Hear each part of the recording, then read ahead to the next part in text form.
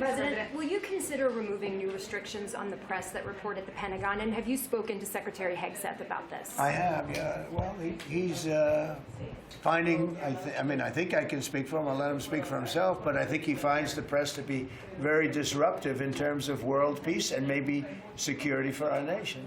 Press is very dishonest. Not you, but the press is very dishonest. Do you have something to say, Pete? Well, I very much appreciate the question because it was interesting to watch. We had a chance to go along on the historic trip of Middle East peace, which our generation of veterans never dreamed would be possible. So you would think that the Pentagon press corps, of all press corps, would be front and center across the board on wanting to give credit to the president for forging this kind of peace, and instead what they want to talk about is a policy about them, which simply says maybe the policy should look like the White House or other military installations where you have to wear a badge that identifies that you're press, or you can't just roam anywhere you want. It used to be, Mr. President, the press could go anywhere, pretty much anywhere in the Pentagon, the most classified area in the world.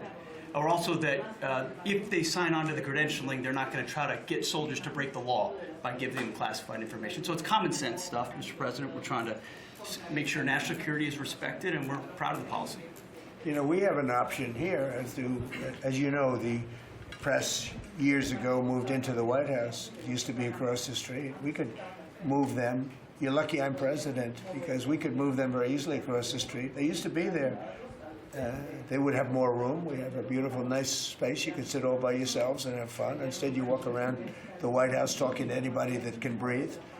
And, you know, but I find that when it comes to war, and now our great Department of War, we have some great people over there, I think it bothers me to have soldiers and even, you know, high-ranking generals walking around with you guys on their sleeve, asking them, because they can make a mistake, and a mistake can be tragic. They can do it innocently, too. They can, you know, and they're not press people. They don't really deal with the press, so they're not really necessarily good at it, although I think it's mostly instinctual one way or the other. You're either good at things or you're not.